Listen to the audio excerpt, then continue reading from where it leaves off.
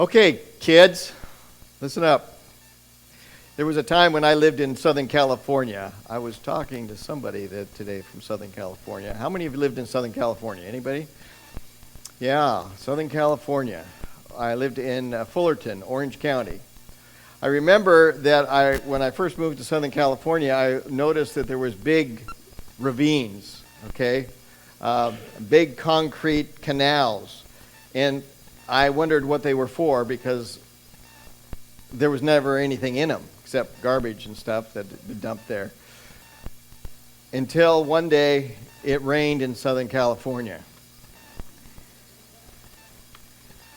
By the way, did you know, this is just a trivial fact, did you know that in Dallas, Texas has the same amount of rainfall as we do here in Portland? Annual rainfall. Did you know that? Look it up. Look it up. Same amount. The only problem with it is, in Texas, it all comes at once. Here, just last month. Well, that's what I found out in Southern California as well, because when it started raining, it rained, literally. It rained, and it came down in torrents. Well, it was raining one Sabbath, and I was headed home with church with my 3 kids in the back. And we were going up, and those ravines and those big things were full of water. In fact, they'd filled up so much that they were running over the road, and there was this pond in the middle of the road, and I had to go through the pond to get up to my house on the hillside. And I said, "Watch this, kids." Don't ever do that with your kids. And I gunned it. And I was going to hit it with full force, and I did, and water was spraying all over, and it sprayed right up into the engine, and boom, died right there. In the middle of the pond. It must have been a foot deep. I was in my suit. My kids were laughing in the back.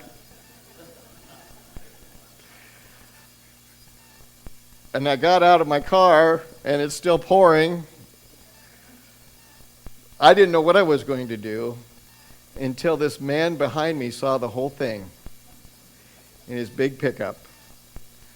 And he motioned to me to get back in the car. And he pushed me out of the pond, and he pushed me all the way home, up the hill and all the way home. I got out and thanked him over and over again, and I said to him, "How much do I owe you? Let me give you something." And he said, "No." He said, "What you can give me is pass it on. Whenever you see someone in need, take care of them." You know, God puts people in our place for that very reason, so that we might be able to help those who are in need. And so listen to the sermon today, because it's all going to be about what Jesus said we should be doing in these last days. Thank you.